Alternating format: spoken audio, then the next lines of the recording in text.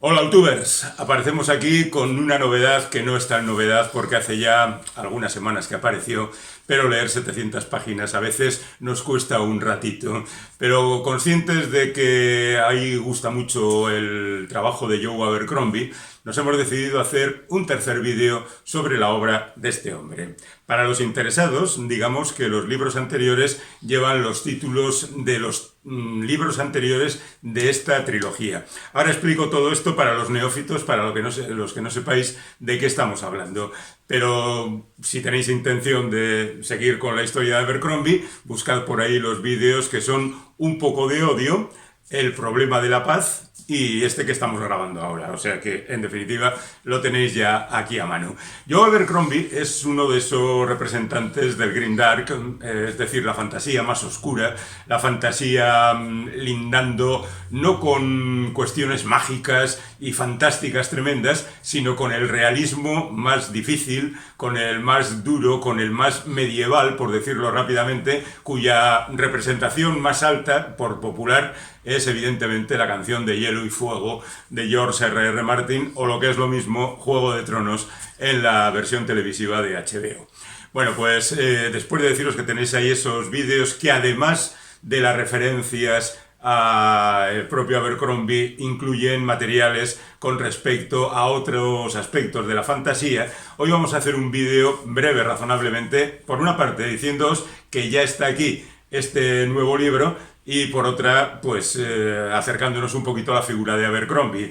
Sucintamente, de manera muy superficial, digamos que Abercrombie se da a conocer con lo que se llama la trilogía de la primera ley, un conjunto de libros, 3 libros evidentemente, de aproximadamente 2000 y pico páginas en total, que conforman los títulos La voz de las espadas, Antes de que los cuelguen y El último argumento de los reyes. Ahí se presenta un mundo con todas las características habituales de la fantasía y esos personajes que tanto nos gustan. Por un lado, el superbárbaro, que es capaz de acabar con todos los peligros. Por otra parte, el mago terrible, que está ahí un poco en la distancia, pero que siempre resulta amenazador y cuando aparece, pues las hace superiores. Tenemos príncipes, tenemos nobles, tenemos gente de importancia, reyes por supuesto, tenemos países enfrentados, tenemos conspiraciones, grandes conjuras, gente que haría cualquier cosa por conseguir el poder, tenemos un inquisidor que tiene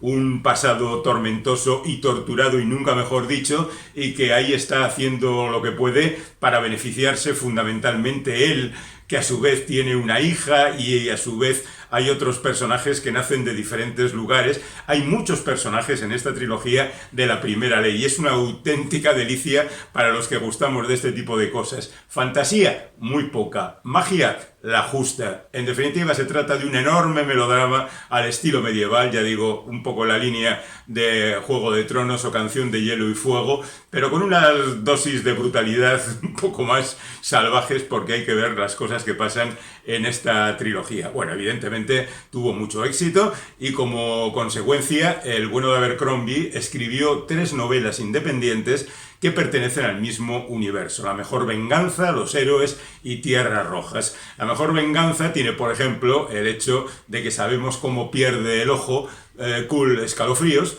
que es un personaje que curiosamente va a aparecer en todos los libros de esta saga, que ya alcanzan a 10.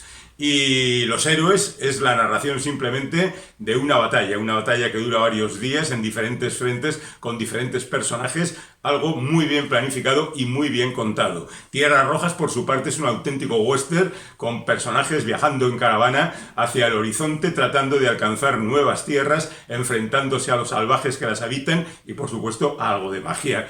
Además de todo esto, tendríamos que sumar un volumen de relatos que se titula Filos mortales y que es una amalgama de temas, algunos de los cuales directamente relacionados con lo que se cuenta en las novelas y otros un poco más independientes, pero protagonizados generalmente por personajes que ya conocíamos. Como en cualquier antología, hay cuentos muy buenos, hay cuentos mediocres y hay algún cuento malo, sí, cualquier individuo, cualquier escribano echa un borrón en su momento.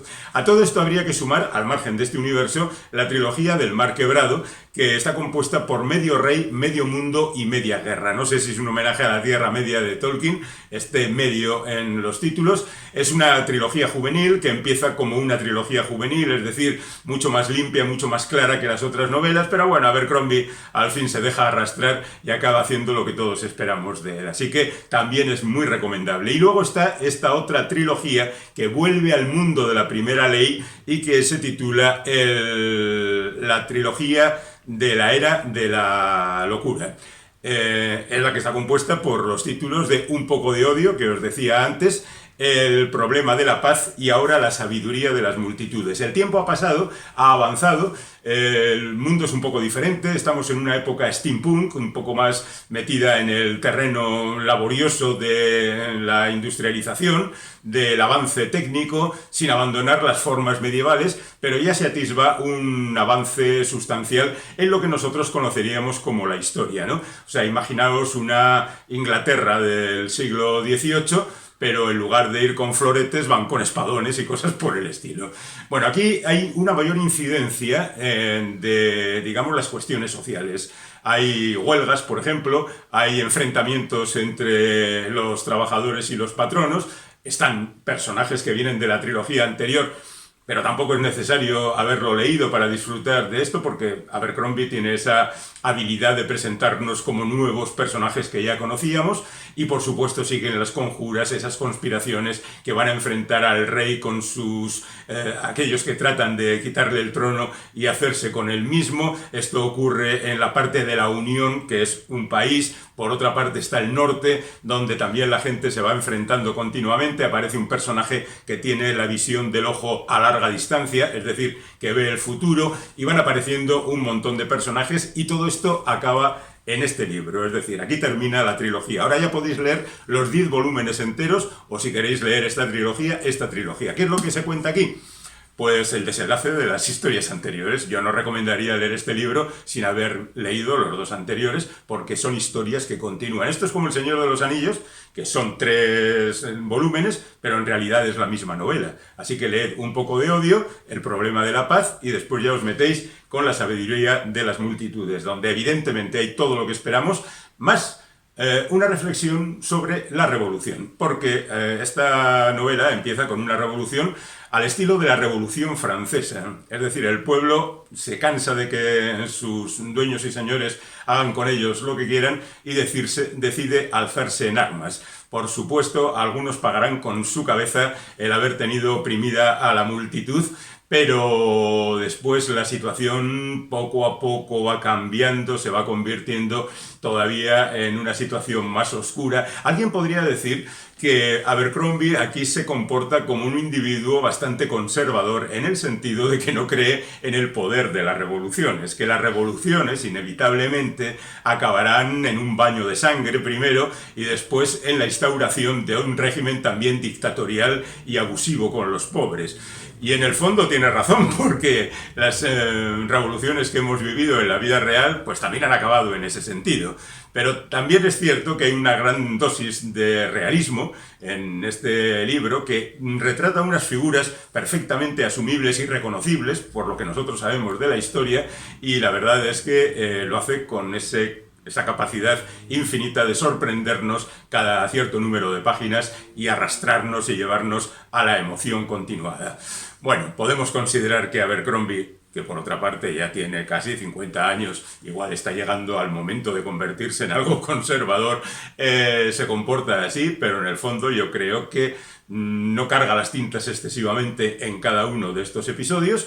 Y por supuesto no os voy a contar cómo termina, porque estropearía absolutamente cualquier emoción o suspense que puede tener el libro, a pesar de que no se trata de estos géneros, sino del género de aventuras más genuino, mezclado con el melodrama más desatado y la mayor cantidad de malas intenciones, personajes siniestros, retorcidos y apasionantes. Así que, chicos, tenemos a Joe Abercrombie de nuevo en las librerías.